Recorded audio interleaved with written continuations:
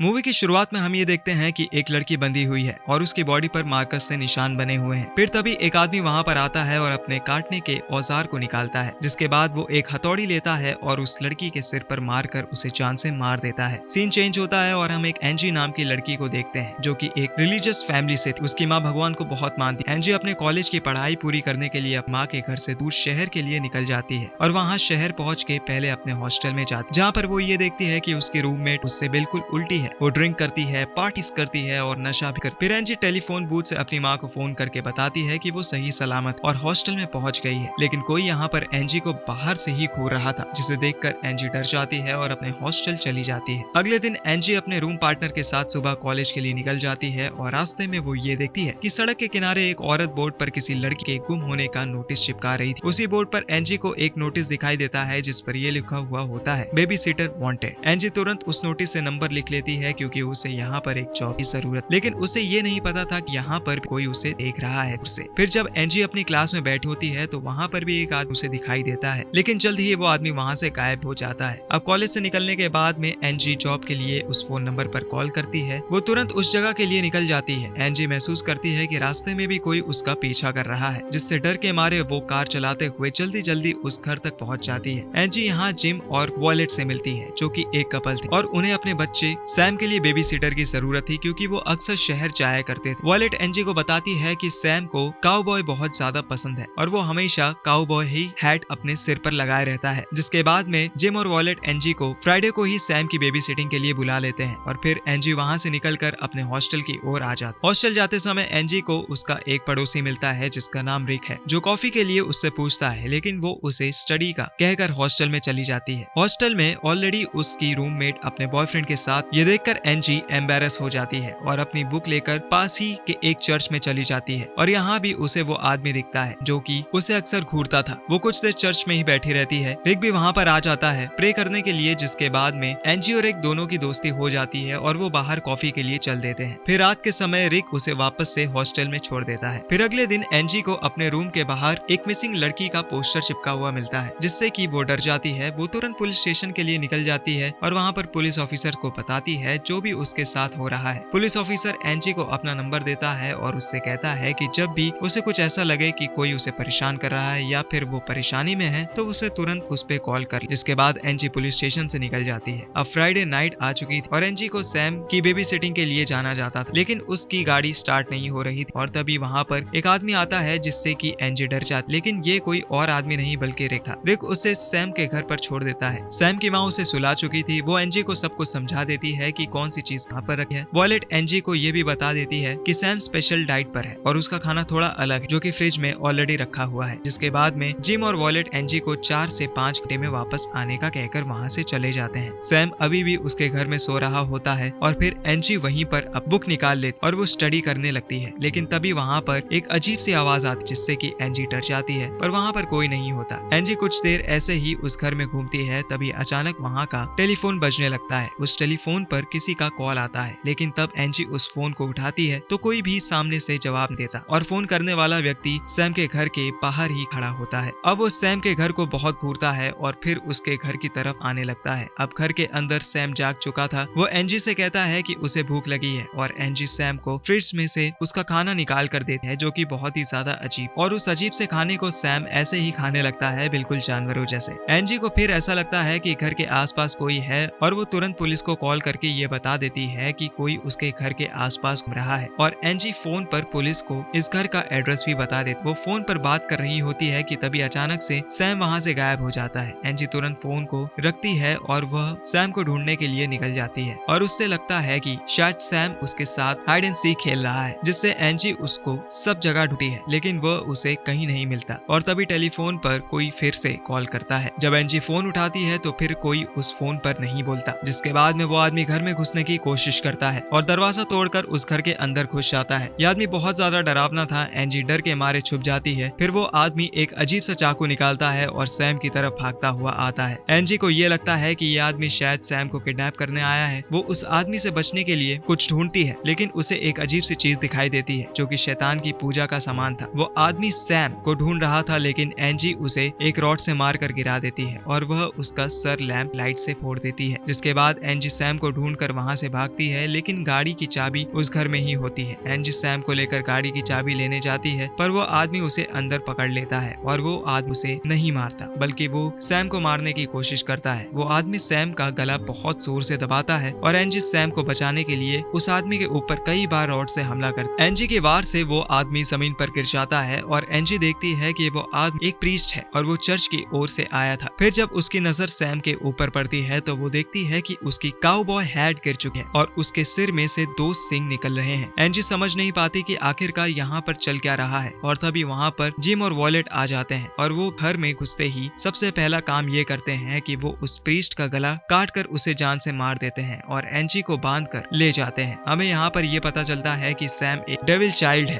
और वो खाने में बस लड़कियों का मांस खाता है। जिम और वॉलेट शैतान के पुजारी थे और वह शैतानी सेरेमनी में गए हुए थे। वहाँ से आते समय वो एक लड़की को पकड़ कर लाए थे सैम के खाने के लिए। ये लड़की अभी जिंदा थी, जिसे जिम वेयरहाउस लाता है और उसके कपड़े उतार देता है। फिर वो उसके शरीर पर मार्कर से निशान लगाता है ताकि वो निशान के जरिए उसके मांस को व्यवस्थित तरीके से निकाल सके। जिम एंजी को बताता है कि सैम एक डेविल चाइल्ड है और वो बस लड़कियों का मांस खाता है। वे सैम को बचाने के लिए कई शहर घूम चुके हैं, लेकिन कोई ना कोई प्रीस्ट उन तक पहुंच जाता है, जिसके बाद में जिम एक हथौड़ी लेता है और उस लड़की को मार डालता है। जिसके बाद में जिम उसके मांस के छोटे छोटे टुकड़े करके उसे प्लास्टिक बैग में पैक कर देता है सैम के लिए। फिर जिम हथौड़ी को एंजी के सिर पर रखता है उसे मारने के लिए, लेकिन तभी बाहर पुलिस आ जाती है जिसे एंजी ने ही बुलाया था। जिम बाहर जाकर पुलिस को बताती है कि यहाँ पर सब कुछ ठीक है और एंजी 1 घंटे पहले ही यहाँ से चली गई है क्योंकि उसकी ड्यूटी खत्म हो गई थी। जिसके बाद में पुलिस ऑफिसर वहाँ से चले जाता है और अंदर एंजी पास में पड़े हुए चाकू से खुद को आजाद कर लेती है। अब जिम घर में वापस आता है एंजी को मारने के लिए, लेकिन एंजी उसके पैर में चाकू मारकर वहाँ से भाग जाती है। वो ट्रक से भागने की कोशिश करती है, लेकिन जिम उसके पीछे आ जाता है और उसे पकड़कर वापस से वेयरहाउस में ले जाता है। जिम एक नुकीले हुक को एंजी के पैर में फंसा देता है ताकि वो उसे उल्टा लटका सके, लेकिन तब एक पुलिस ऑफिसर वहाँ वापस आ जाता है। यह ऑफिसर जिम को पकड़ लेता है ताकि जिम कुछ भी ना कर पाए, और तभी पीछे से वॉलेट आती है और पुलिस पर कुल्हाड़ी से हमला करती है। पुलिस ऑफिसर जैसे तैसे खुद को बचाता है, लेकिन तभी एंजी पुलिस ऑफिसर की गन लेती है और वो जिम और वॉलेट दोनों के शरीर में गोली मारकर उन्हें खत्म कर देती है। अब एंजी पुलिस ऑफिसर के साथ में एक कार में बैठकर वापस जा रही थी कि तभी सैम पुलिस वाले के ऊपर हमला कर देता है और वो उसके शरीर को सीने से फाड़ देता है। सैम एंजी से कहता है कि उसे फिर से भूख लगी है, लेकिन वो आदमी का मांस नहीं खाता, वो बस लड़कियों का मांस खाता है। सैम एंजी को मारने के लिए चल पड़ता है और एंजी सैम से बचने के लिए फिर से वेयर हाउस में चली जाती है, जहाँ पर सैम का पैर उस हुक में फंस जाता है जिसमें जिम लड़कियों को लटकाया करता था। फिर एंजी तुरंत उसकी रस्सी को खींच देती है जिससे कि सैम उल्टा लटक जाता है। जिसके बाद में एंजी सैम के ऊपर चाकू से कई बार हमला करती है और वह सैम को मार डालती है। फिर जैसे ही एंजी उस घर से जा रही होती है और कार की तरफ जाती है, तभी वो कार में बेहोश हो जाती है। जब एंजी को होश आता है तो वह खुद को हॉस्पिटल के अंदर पाती है, जहाँ पर पुलिस ऑफिसर उसे बताता है कि उस घर के अंदर से टोटल 20 लड़कियों के मरने की जानकारी मिली है और वहाँ पर पुलिस ऑफिसर को सैम की लाश कहीं पर नहीं मिली। इसका मतलब था शायद सैम मरा नहीं था, बल्कि वह आदमी भी जिंदा था। अगले सीन में हम देखते हैं कि सैम किसी लेडी के साथ में वापस से बेबी सिटर वांटेड का नोटिस चिपका रहा था। दूसरी तरफ एंजी रिक के साथ में है और वह उस खंजर को ढूंढ लेती है जो कि प्रीस्ट के पास था। फिर वो दोनों निकल जाते हैं सैम को ढूंढने के लिए और मूवी यहीं पर खत्म हो जाती है।